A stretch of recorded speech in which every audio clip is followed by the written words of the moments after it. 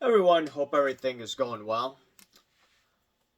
I saw another article online and it asks, is investing in sports cards a viable investment?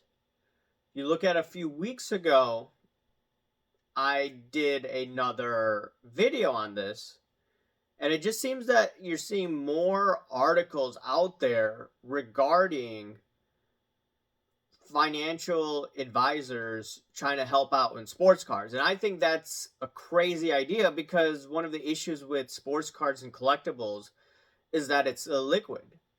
And it's not 2018 where prices were dirt cheap.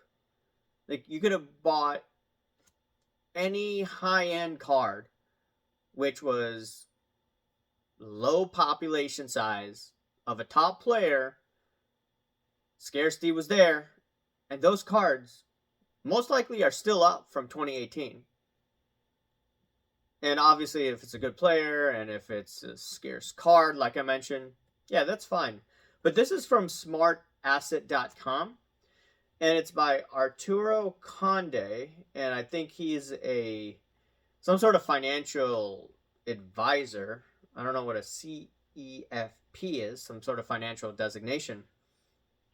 And it's just talking about sports cards uh, in general. I mean, the first sentence, let me just read it to you. Investing in sports cards has sparked interest among collectors and investors alike as the market for rare and iconic cards has grown into the billions.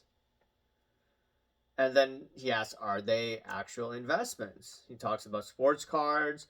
And then there's a consulting firm, Market Decipher, in his article. It includes trading cards was valued at 33 billion in 2022 and it's projected to grow to 227 billion in 2032. I'm not sure if that's going to be the case, but and I don't know where they're coming up with these valuations, to be honest with you. I could see some high-end cards going ridiculous. Sure.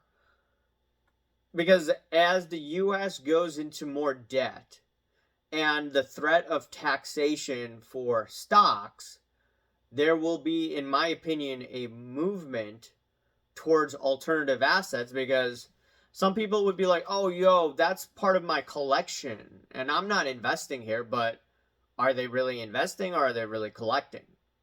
You don't know the intention of someone, and the IRS, it's, I think, a gray area. Don't quote me on that, but that's my interpretation for collectibles.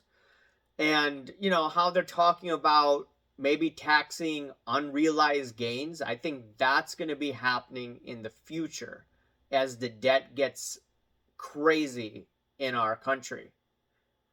And you just can't print your way out of it. I mean, that's not a solution. That's just a short-term band-aid solution they've been doing, since 2009 till a couple of years back. And then in this article, they said, oh, you could buy from platforms like eBay and PWCC. PWCC doesn't exist anymore, so this individual needs to update it and say that, hey, look, Fanatics bought PWCC and they have their own platform now. So if they're talking about financial advising, I think one of the first things is you should know that PWCC is no longer in existence. And then it talks about tips in investing in collectibles. And it's just saying the bottom line. Let me read you this.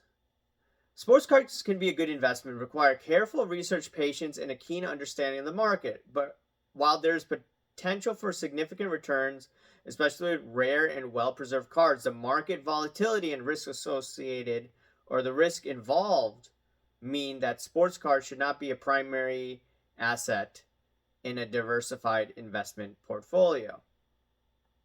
Okay. That's interesting what he said in this article, that it should not be the primary asset, but it could be a little bit in what I'm interpreting.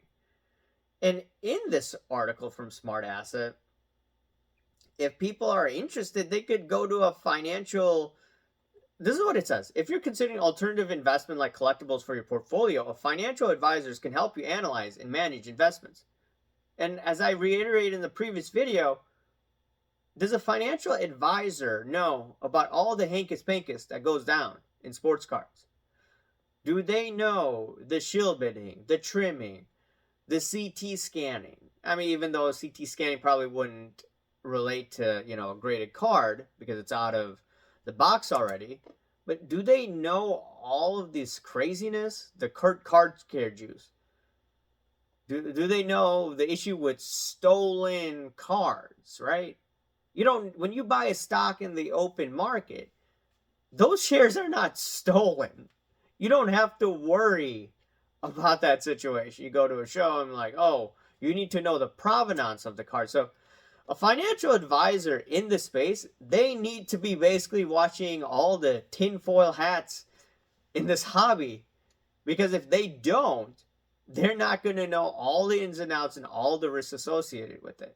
Now, granted, I do believe there are opportunities despite the coming recession that we have, but I don't know. It's just weird that it's all coming about.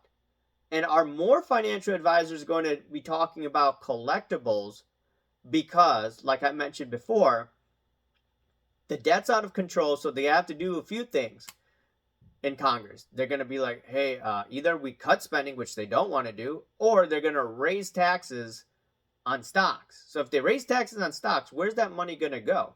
Yeah, that's going to pay taxes, but where's that other money going to go? I think it's going to go to the high-end collectibles, just to look at it from an unbiased point of view. And that's coming after the CRE bust. But we shall see. Anyways, let me know your thoughts, and I'll talk to you later. See ya. Bye.